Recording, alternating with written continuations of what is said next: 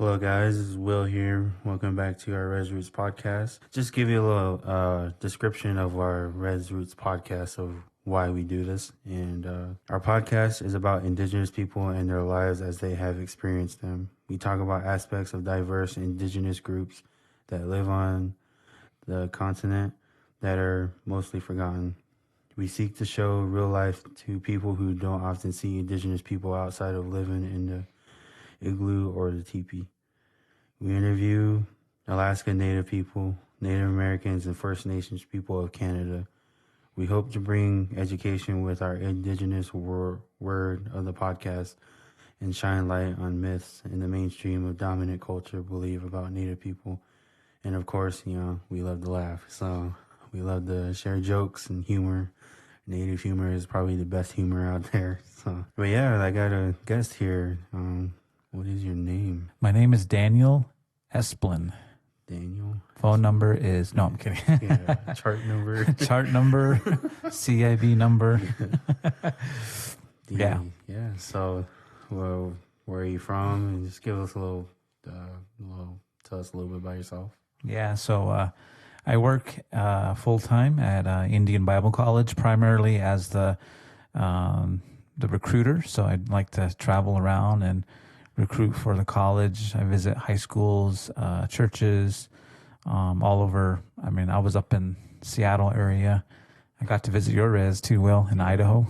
Yeah. And go up to Montana, been up to Alaska. And yeah, it's pretty neat to see these different places and recruit for the college. And so that's primarily my job. And then secondarily, I teach one class on Biblical Manhood here. So that's really exciting class I teach as well. And yeah, I just help out with doing music. And sometimes I lead a small group of mentoring group for the guys here too. And been here working here for the last 16 years, since 2006. So a long time, Big Will. Dang, I was 10 years old, bro. You were 10 years old? Man, 2006. Sorry you pointed that out. I was 10 years old. Yeah, so I've been here for a long time, and I am a graduate of Indian Bible College too. So I graduated in 2005. The school called me back a year later and said, hey, we're looking for somebody to recruit. And so I love to travel. I love to see, different parts of the country. And I said, you know what? I love what God is doing here too at IBC. So I've been here ever since, and I guess they haven't gotten tired of me. I'm still here. Yeah, still here. Still got your job. Can you introduce yourself in your language, because someone might be related to you? Yeah. So in Navajo we say she'e Daniel Yinishye twot kiani nishle twotich ini bashas chin touchini national aro tworik onjas che. So I just introduced myself. I said, I am part of the Towering House clan. So any Towering House people out there, I'm also born for the Bitterwater clan. And my last two clans come from my grandparents, which are Tutchitni, Red Streak Running, and also Bitterwater is my fourth clan too. So yeah. So anybody related to me, I'll be coming by and asking for some money. So, so give me some food stamps. No, I'm just kidding. I heard you got your hardship check. Yeah, borrow your hardship check too. So can you give me a little bit of a background of the history of your people? Yeah. So the history of the Navajos. We reside in Four Corners area. Most of our reservation, our land is in the Arizona, but parts of it go into Utah, New Mexico. But our people have roots all the way up to Alaska. I know the Athabascans were related to them. I was actually up in Alaska back in like 2007 and met an Athabascan man, and he came up to me and said, hello, brother, and he started speaking Athabascan, and I could understand him. Oh, that's crazy. That was really cool. So we have some roots up there. I know There's also a group of people called Dine, which is similar to Dene. And so my grandma used to tell me stories when I was a kid that, our people went on this long, long journey, and we crossed over great bodies of water, and even a place that was really cold, and there was snow 24/7. And she said that there was a group of Navajos that decided to go ahead and look for some drier, fruitful land, and so they set off on their journey, and they never came back. They just, I guess, and I was just thinking, I don't know how much of this is true, but I'm wondering if, the people that left were the Navajos who came down to the Southwest area, and maybe the ones who stayed behind were the Athabascan and some of the other groups up in Alaska too. So, but yeah, I mean, the Navajos, we reside mainly in the Southwest, and so that's kind of our homeland too. Nice, that's crazy. I remember hearing about that. That you guys are really similar to that tribe in Alaska. I was like, that's cool. Yeah. Yeah. So, where specifically you from in the Navajo res? Yeah, so I'm from a town called Red Lake. Yeah, in Navajo we call it Twanahali. In Navajo it means where the water springs out. So we call it Red Lake, and but there's been no lake for about 100 years. Is there a lake there? And it was funny because when I was a kid, we used to hang out at the trading post, and I remember this group of tourists. They were traveling through. They had a huge boat. They came through Red Lake, and they stopped at the trading post, and we were all eating our ice cream outside the trading post. And the tourists, they're like, "Hey, do you guys know where the lake is?" And they had a huge boat, and I'm like, "Well, there hasn't been no lake here in 100 years." So yeah, I'm from a place called Red Lake, which is about we have about 2,000 people in our community. And yeah, we just have a small little store there, and little trading post. We have a little middle school. But that's where I grew up, kind of just out in the desert, and used to play with lizards and go for walks and stuff. And scorpions. Yeah, they got some scorpions. There's scorpions, rattlesnakes, and grew up all around those things too. So, you ever been stung by a scorpion? Never been stung. I did. Really? Well, it wasn't on Red Lake, but it was in White River. Ooh. And it stung me right on my left tricep. Mm-hmm. Man, it was funny because I thought I was sleeping, or I slept on it wrong, because my whole arm just felt funny. But then I remember the guy that was sleeping next to me on an air mattress. The night before, he was had his sandal and he kept smashing the ground. I was like, "What the heck is he doing?" And I was like, "What are you doing?" And he's like, "Oh, I'm killing all these scorpions." And I was like, "There's scorpions here?" And I was like, "Yo, what the heck?" And that's when I was like, "Oh man, I think I got stung." I think it was killing me, man. That hurt. Wow. I've never been stung by a scorpion, but yeah, we have a lot of centipedes, tarantulas. Actually, at my grandma's house, so when I was a kid, my grandma had a hogan that we used to all sleep in, and then so there's a night hogan where we sleep, and then there's a day hogan where we hang out during the daytime. But at night we were walking back to the night hogan, and I remember it was a full moon, and I remember seeing the ground was literally moving, and so we turned on our flashlights, and there was thousands and thousands of tarantulas just migrating at night, and that's where my spider phobia came from. Yeah, so ever since then I've been scared, because I was I thought these tarantulas were gonna carry me away and stuff and eat me as a kid. Yeah. Carry you away. So what would you say what is the most memorable moment about being Navajo? Probably the most memorable moment, being native or being Navajo, probably was when I was when I got to go to France. Yeah, So in 2008, my wife's from the Seneca tribe, by the way, and we went to France, and the French people, well, Europeans in general, they have a fascination with native peoples. And, but everywhere we went, when we told people, we're not from Colombia, we're not Venezuela or whatever. People just fascinated that we were Native American, and just the questions we got, and the love, the respect, just that opportunity, to go in people's homes and talk with people on the streets. That was really cool. And because growing up on the res, sometimes you're kind of ashamed, to be native or grow up on the res or even speak the language or stuff like that. But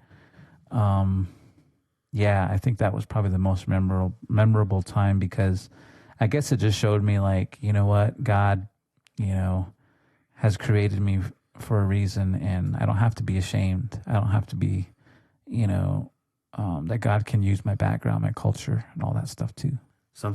What is something you learned about your indigenous roots that you cherish now that you're an adult now? So. Yeah.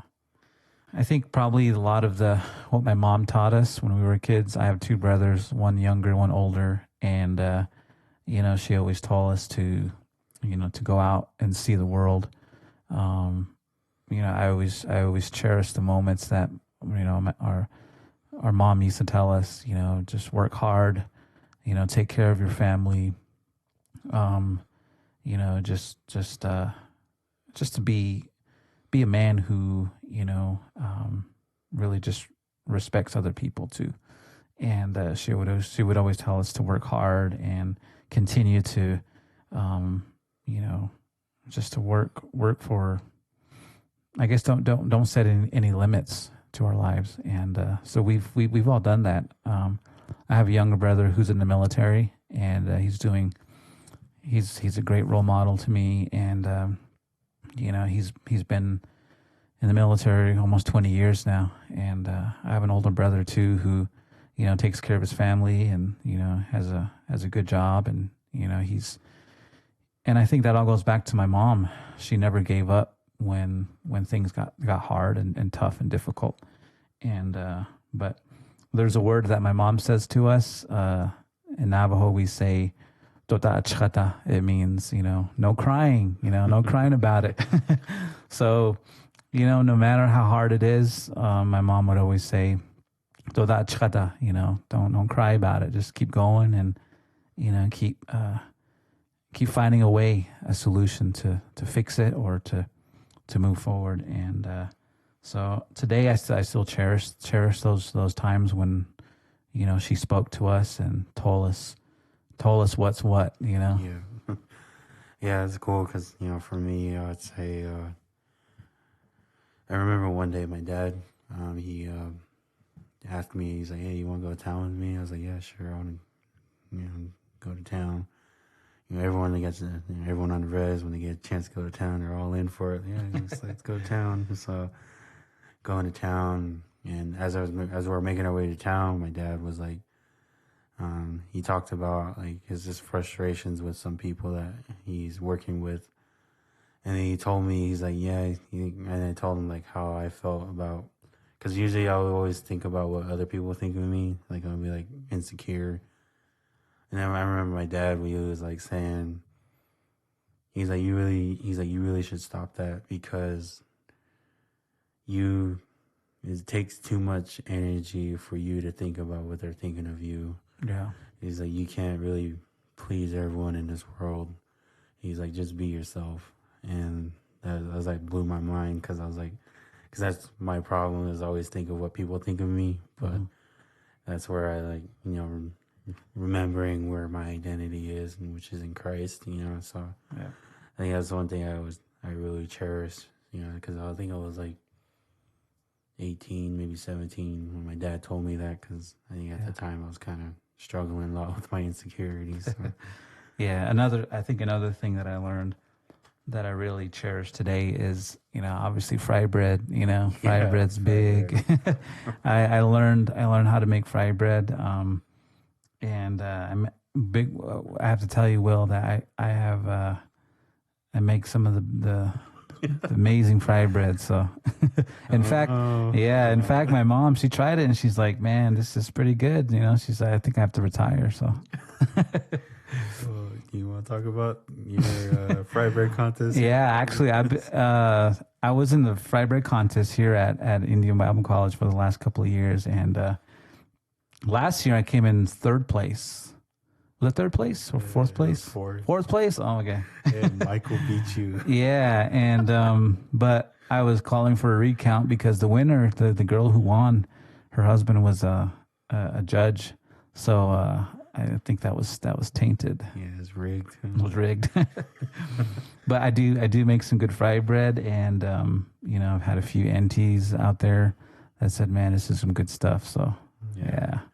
That was a good time. It's always fun when we do that fry bread contest here because not only you enjoy fry bread, but just seeing everyone have fun. Making fun, or having fun making fry bread. So Yeah, so if you're listening out there and want to challenge me to a fry bread contest, you know where I'm at. I'm here at Indian Bible College.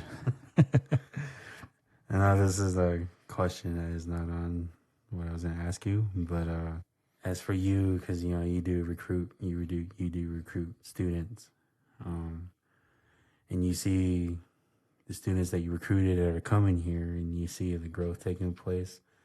Like, what does that mean to you? That means a lot because I'm always usually the first person that students connect with when I'm recruiting, whether at a high school event or they call in. But I think it's one of the greatest encouragements because to see students come in as students, they're scared or they're nervous, and they come in just eager to learn, and then to see them graduate, it's like one of the, I don't know, it's almost like seeing somebody just blossom, into like to fully bloom, and to see them grow in so many ways, and to see students healed or start the healing process in their lives too. Like that's what excites me, and I love being a part of it. And I know there's so many people that are in that process, but I love it when students are finishing and to hear the stories of hardship and victories and stuff. So I don't know, it's just, it's one of the reasons I love working here, and to see kind of the start and the ending of their time here at IBC. Yeah, because I remember, I think I took a year off from high school, and I was just trying to figure out, I was working, but I was like, I knew something was, like, wasn't it for me. I was like, God, I know there's something else you want me to do. And it's crazy because, like, literally, I don't know how, but, like, God, I just literally heard it in my voice, and, like, Indian Bible College, and then typed it in, and then there was a website, and I applied. Literally, like, about an hour or so later, you responded to me. I was like, oh, dang, that was fast, dude. So, yeah, I remember the whole process, walking through that process with me, and picking me up at the Amtrak, and then taking me to China Star. And we took you to China Star when Will first came to IBC. We took him out to here in Flagstaff. We took him to a China buffet, and we tore it up. Yeah, we tore it up there. I got really sick. Got sick. Yeah, I was just too scared to say no. I was like, I guess I'll go with you guys. Yeah. So. Yeah, I think that's cool though, because I remember you shared that in the chapel before. Like, your heart for it is to, I never really thought of it until you pointed it out. I was like, man, that's so true. Like, you're the first one to talk to everyone on the students, and then you like recruit them, and then you see that God really working in their lives. So I was like, man, that's. Well, you're graduating too this year, right? Yeah. This May. So man, I'm gonna be sad. Kind of a bittersweet time too to see you go, and yeah. Finally make it to the finish line. Crawling there, Yeah. anyways. Yeah. So. All right, so then this next one is that say what segment. You know, that say what, Say what? say what. So, what is one thing about your culture, by someone out of your people group, that made you think, say what? Like, Say what? yeah. Probably. Well, I was mentioning we went to France and Germany, and we've been to Spain too. And it's crazy. Like a lot of people ask us, they're like, when they find out that we're native, like they ask us like these questions, and they always ask us like, "Do you guys still live in teepees?" You know. So I'm like, "What?" Yes. And like, no, we live in regular houses. You know, we live in, Just regular houses and Yeah. trailers and stuff like that. And then they always ask us too. They're like, "Yeah, do you guys still ride horses? Like, do you guys ride horses?" Like, no. I mean, maybe for fun, but we don't ride it to work and stuff anymore. So, yeah, I think those questions really kind of just made me think, like what? Yeah. And then they'd ask us like, do you guys, do you guys live in teepees and I tell them, that's part of the Plains tribes, Yeah. Navajos, we live in, like, traditionally they used to live in hogans, but I tell them we live in regular homes, and, we drive cars just like you guys, and we don't do smoke signals anymore. We have cell phones. And, yeah, I think that's probably one thing that made me say what? Yeah, I was trying to think of that too. I was like, I think it's probably similar to yours, Yeah. is the teepees, but I know that we do stay in teepees like during like powwows, or just even sometimes when people go out camping, they'll bust out the teepee and the teepee poles, but they don't live in it. It's like day to day, they don't live there 100%. But Right. yeah, I would say it's the same too. It's like everyone's always asking, "Do you guys live in teepees or stuff like that?" Yeah. So. Or someone that once asked me, they're like, "Do you guys have casinos on your res?" And I'm like, "Yeah, we have 5." And then they're like, "Well, do you guys must be rich." Like, they think we're rich. And I'm like, "No, we don't get any money." And I think, like, they think that maybe every tribe has casinos, and that, all the natives are rich or something like that. But I'm like, man, I still need my hardship check. Nah, just kidding. That's how Jonathan is. Just kidding. So I was gonna ask you too. What are the Navajo slings? Navajo slings? Like the neigh or Navajos, we say, eh, eh. Or a lot of Navajos, like, if you ask somebody, like, what are you doing today? And I'm eating at this whatever buffet, and they'll say, "Is it? Is it?" Is it? When someone's from the res, they say, "Is it?" Yeah. So say, "Yeah." Or I'm going to school at Indian Bible College, and they'll say, "Is it?" All right, I need you to explain 2 of them to me if you can. Okay. All right. The first one is is. Is? I need you to explain that one to me. Oh my gosh. Where did you hear that from? I hear it a lot. I think I remember one time I was with Joshua Ortiz, aka Uncle. I think it was like a group of us, and we were going somewhere to go eat, and someone forgot their wallet, and Josh was like, "Forgot your wallet is." Yeah. Wow. How do I explain is? I mean, if you're Navajo and listen to this, you know exactly what we're talking about. So I'm gonna do my best to explain what is means. So if you say, how do I say this? If you say is, like that situation, I forgot my wallet, and if somebody says, what do you mean you forgot your wallet is, it's almost like saying,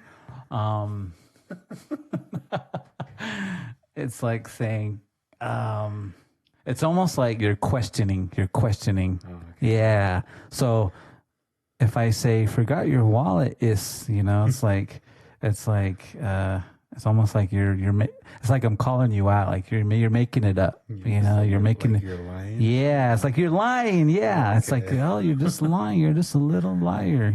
Naughty one. Yeah. So like for example, Will, if you say, yeah, I scored 50 points, and then I'll say 50 points is, it's like 50 points, you liar, Yeah.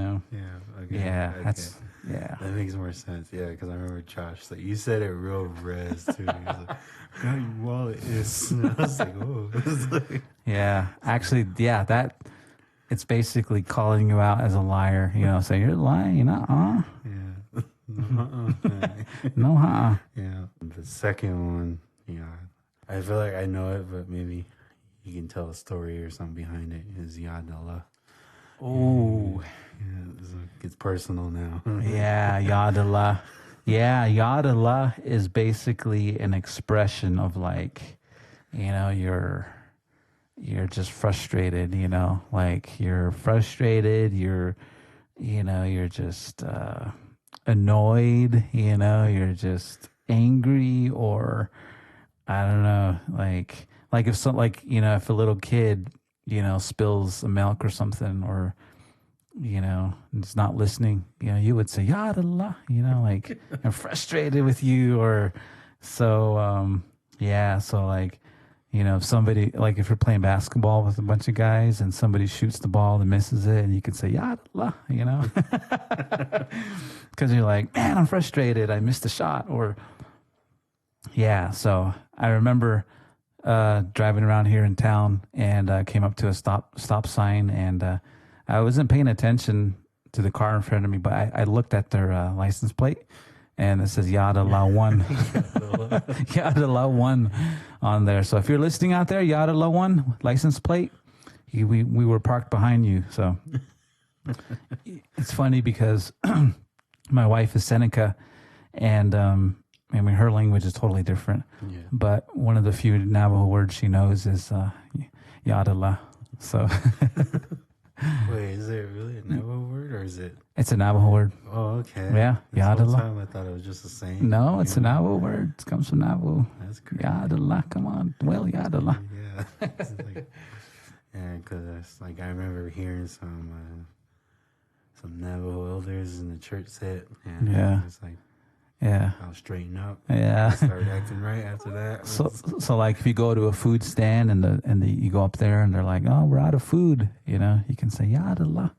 It's like, man, I'm frustrated, or out of food is. Yeah. Yeah, there you go. Yes. Out of food is. They just started. Yeah. That's funny. Yeah, like as you that. can tell, I've been around Navajos too much here. So Yeah, because Will, you're what are you, Nez Perce? yeah, I'm this first, and I always get mistaken either Navajo or Apache. And they're like, "Are you Navajo?" I'm like, "No." Really? Apache? I'm like, "No." It's like, Same. I'm up from the north. I'm Idaho. Yeah, it's cool, man. I got to visit your high school. Yeah, I was up there recruiting and got to visit your high school, and congratulations on your high school. They were back-to-back state champs, undefeated, man, boys and girls. That's crazy, man. Those guys, Dang. kids, are some ballers, dude. Like, Yeah, especially like real like athletic. Like, man, they can dunk. they dunk. Yeah. That's what I was saying. I was like, It's like, man, I could barely touch the net when I was in high school. Yeah, so that's cool though. Yeah, but been here at IBC for about a good 6+ years, so the Navajo ways are kind of rubbing off on me sometimes because I'll be like, Yeah, the is one is finally getting to me. I'm starting to say it more. But all right, so the next one I want to the native word of the segment. So, what is a word from your native language that you want to teach our listeners? Oh, man. My favorite word is, well, I have a lot of favorite Navajo words, but probably my favorite one, the name of a town on the Navajo Nation. It's located in New Mexico, and the word is called Zisnaodithli. Yeah, I can't say that. Zisnaodithli. Can you say that, Will? No, Try it. It's like the little. I can't do those. Try it. Zisnaodithli. So say Zis Just Na Not. o Oh. Disley. Disley. Yeah, you go, big woman. I find you Navajo woman. Nah, just kidding. No. Don't go there. Yeah, that's probably my favorite word, just because the way it sounds and like, yeah, it's basically it's a mountain in near Bloomfield, New Mexico, and so that mountain is called Jithnaotithli, and so the town is named after that mountain, but it basically means the mountain that's the same from all sides. I guess if you were to travel around that mountain, like it looks the same, like from any direction. So that's what the people say from there. That's what they told me. So it's that's what they told me is. Yeah. All right. So I think for me, the one that I learned last year, and not to get like deep or anything, but it's something when I learned this word, I've been saying a lot in my prayers, and this is what it is. Timna koimatsa inem kapsi nawiki. Which means my heart is ugly and I want to turn away from it.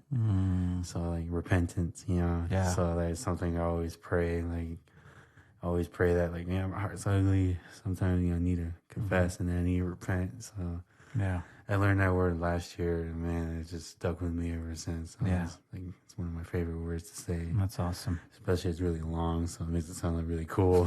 So Yeah, that's yeah. cool. That's awesome, man. That's cool to hear a little bit of Nez Perce language too. Yeah. I love that. Yeah, so it's Tatsumewi. Tatsumewi, I learned that. Tatsumewi. That's good morning in Nez Perce, Tatsumewi. Yeah, Tatsumewi. Yep. Well, yeah, man, I just wanted to say thank you, Daniel, for making some time to do this podcast with us. And I guess before we close out, you should tell me a quick IHS story if you got one. Oh my gosh, I got a lot of IHS stories, man. What's your chart number? What's your chart number, man? Some of the meanest people, man. IHS, and they don't mess around. They just yell out your name and stand over here. What's your chart number? And I'm like 6 years old. I don't know what my chart number is. I don't know. You have it right in your hand. Look at it. Yeah. No, but yeah, the men and ladies at IHS, they work hard, and they do all they can with the lack of resources and stuff. But I have an uncle who used to work for IHS, and a few aunts that used to work there too, and so I'm just thankful for them. But yeah, I guess one memory of IHS, I have a cousin. He passed away back in the 90s. His name is Daniel Esplin. He has a huge it's like a painting in the IHS over in Tuba City, and I got to see it a few weeks ago. I was over there, so Nice. yeah. But he passed away, and but that's one of my memories there. Other than trying to get some food out of a vending machine too. Yeah, the food didn't even, or the chips didn't fall way down. They're just stuck. Yeah. So, yeah, that's not happened to me one time in the clinic where I live. Really? Trying to shake it. I want my chips. Yeah. So. Yeah, well, is there anything you want to say before we close it? Well, I just want to say thank you guys for listening and supporting the podcast here. We're really thankful that you're able to listen in and just pray for the students, and then listening to this podcast. Thank you for your all support, and Also, if you're interested in ABC, you can contact Daniel. Amen. Yeah, I'll post his email and all that stuff in the description. So. Yeah, if you're interested in any classes, online, part-time, full-time, you can call us at 928-774-3890, or you can find us online, indianbible.org. We're on Facebook and Instagram as well. So Dang, you said that really professional, man. that's my job, Big Will. That's my job. So there's Navajo Spice here. And These guys call me Navajo Spice. So yeah, Navajo Spice. That's my name when I play basketball. All right. Yeah. So thank you guys for listening. Hope you guys are doing good. Love you guys. All right. See you guys later.